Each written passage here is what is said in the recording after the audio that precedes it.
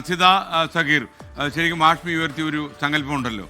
ധർമ്മടത്ത് ഒരാളെ നിർത്തുന്നു, നല്ലൊരാളെ അവിടെ നിർത്തുന്നു, അതിന് മുമ്പ് പിണറായി രാജിവെക്കുന്നു, അവിടെ ആൾ വിജയിക്കുന്നു, സംസ്ഥാന നിയമസഭയിലേക്ക് വരുന്നു, അയാൾ പ്രതിപക്ഷ നേതാവാകുന്നു. എത്ര നല്ല മനോഹരമായ സങ്കല്പം അല്ലേ? SKN പിണറായി വിജയൻ ഈ തെരഞ്ഞെടുപ്പിന്റെ വോട്ടെണ്ണുന്ന ഘട്ടത്തിൽ ഒന്നിലധികം റൗണ്ടുകളിൽ പിന്നിൽ പോയി ഒന്നിലധികം റൗണ്ടുകളിൽ പിന്നിൽ പോയി എന്നുള്ളത് യാഥാർത്ഥ്യമാണ്. പക്ഷേ കഴിഞ്ഞ തവണയുണ്ടായിരുന്ന ഭൂരിപക്ഷത്തെക്കാൾ കുറഞ്ഞ ഭൂരിപക്ഷത്തിലാണ് പിണറായി വിജയൻ അവസാനം വിജയിച്ചത് എന്നുള്ളതും യാഥാർത്ഥ്യമാണ്. പക്ഷേ അപ്പോഴും ആ ഭൂരിപക്ഷം എത്രയാണെന്ന് നമ്മൾ നോക്കണം.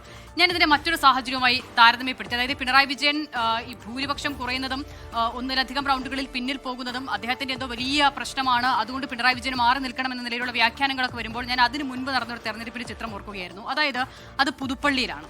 പുതുപ്പള്ളിയിൽ ഏറ്റവും ഒടുവിൽ ഉമ്മൻചാണ്ടി എന്ന അതികായൻ വിജയിക്കുന്നത് ജെയ്ക്സി തോമസ് എന്ന് പറയുന്ന താരതമ്യേന ഏറ്റവും ചെറുപ്പക്കാരനായ ഒരു യുവാവിനോട് 9,000 മാത്രം വോട്ടിന്റെ ഭൂരിപക്ഷത്തിലാണ്. അതിന് മുൻപുള്ള തെരഞ്ഞെടുപ്പുകളിൽ ഉമ്മൻചാണ്ടിയുടെ ഭൂരിപക്ഷം എത്രയാണെന്നുള്ളത് പരിശോധിച്ച് നോക്കണം. അപ്പോൾ ഇത് നമ്മുടെ കേരള രാഷ്ട്രീയത്തിൽ ഒരുപാട് നമ്മൾ കണ്ടിട്ടുള്ളതാണ്. അപ്പോൾ അന്ന് ഈ നിലയിലുള്ള ഒരു വിലാപങ്ങളും എവിടെ നിന്ന് ഉയർന്നു കേട്ടതുമില്ല. മറ്റൊരു കാര്യം, മാറ്റം എന്നത് മാത്രമാണോ ഈ ഭരണം മാറാനായി ജനങ്ങൾ തീരുമാനിച്ച കാര്യമെന്ന് ചോദിച്ചാൽ അത് ഉറപ്പായും അല്ല. തിരിച്ചുവരവ് ഏറെക്കുറെ അസാധ്യമെന്ന് വിശേഷിപ്പിക്കാവുന്ന അതികഠിനമായ ഒരു സാഹചര്യത്തിൽ നിൽക്കുന്ന സാഹചര്യത്തിൽ അതിനെ അഭിമുഖീകരിക്കാനായി ഇത്തരം ന്യായങ്ങൾ കണ്ടുപിടിച്ചാൽ ഇനിയും എവിടെ പോയി നിൽക്കുമെന്നതിൽ സംശയമുണ്ട്. ഇപ്പോൾ CPM-മായി ബന്ധപ്പെട്ട് കഴിഞ്ഞ ദിവസങ്ങളിലേക്ക് ഉയർന്നു വന്ന വിമർശനങ്ങളിൽ സെൻസിബിളായി ഒന്ന് വെള്ളാപ്പള്ളി നടേശന്റെ പിന്തുണയുമായി ബന്ധപ്പെട്ട ഒരു വിഷയമായിരുന്നു.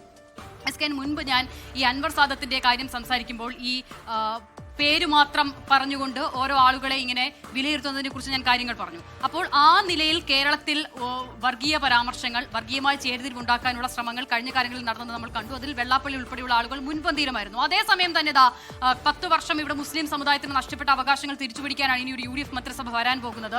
മതമാണ് പ്രശ്നം എന്നൊക്കെ പറയുന്ന ആളുകൾ ഭരണത്തിന്റെ തലപ്പത്തേക്ക് വരുമ്പോൾ സ്വാഭാവികമായും ബാക്കിയുള്ളവർക്ക് അതിൽ സംശയം തോന്നാം. അത്തരം ആളുകളെ നിങ്ങൾ വിമർശിച്ചോളൂ. പക്ഷെ അതിന് പകരം ഈ പേര് മാത്രം നോക്കി അത് ഐഡന്റിറ്റി എടുത്ത് അതിനെ വിമർശിക്കാനും അതിനെ ജനങ്ങൾക്കിടയിൽ ഭിന്നിപ്പുണ്ടാക്കാനും ശ്രമിച്ച ആളുകളെ കൂടെ നിർത്തുകയും അവരെ സപ്പോർട്ട് ചെയ്യുകയും ചെയ്യുമ്പോൾ ഉണ്ടാകുന്ന പ്രശ്നം വളരെ വലുതായിരുന്നു.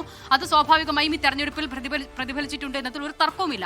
മറ്റൊന്ന്, ഇപ്പോൾ കളമശ്ശേരി പോലെയോ തൃത്താല പോലെയോ UDF-ൽ നിന്ന് തിരിച്ചുപിടിച്ച സീറ്റുകളിൽ മാത്രമല്ല ഇത്തവണ പരാജയപ്പെട്ടിട്ടുള്ളത്. ഇപ്പോൾ ഭരണം മാറുക എന്നുള്ളത് മാത്രമായിരുന്നു ജനങ്ങൾ പൊതുവിൽ കണ്ട വികാരമെങ്കിൽ എങ്ങനെയാണ് ഉറച്ച പാർട്ടി കോട്ടകളിൽ ഇത്ര വലിയ പരാജയം ഏറ്റുവാങ്ങേണ്ടി വരുന്നത് എന്നുള്ളത് യാഥാർത്ഥ്യമാണ്. അപ്പോൾ ആ യാഥാർത്ഥ്യത്തെ യാഥാർത്ഥ്യമായി തന്നെ നേരിടാൻ ഇനിയെങ്കിലും ശ്രമിക്കണം, അതിന് കഴിയണം നേതാക്കൾക്ക് എന്നുള്ളതാണ് ഏറ്റവും പ്രധാനപ്പെട്ട കാര്യം. അല്ലാതെ ഈ നിലയിൽ യുക്തിസഹമല്ലാത്ത ന്യായീകരണങ്ങൾ കൊണ്ടുവന്ന് ഇനിയും ജനങ്ങളുടെ മുന്നിൽ നിന്ന് അപഹാസ്യരാകുന്നതിന് പകരം എങ്ങനെ തിരിച്ചു വരാം എന്നുള്ളതായിരിക്കണം ഏറ്റവും പ്രധാനപ്പെട്ട ചിന്ത. അതിനുവേണ്ടിയുള്ള പരിശ്രമമായിരിക്കണം നടത്തേണ്ടതെന്ന് തോന്നുന്നു.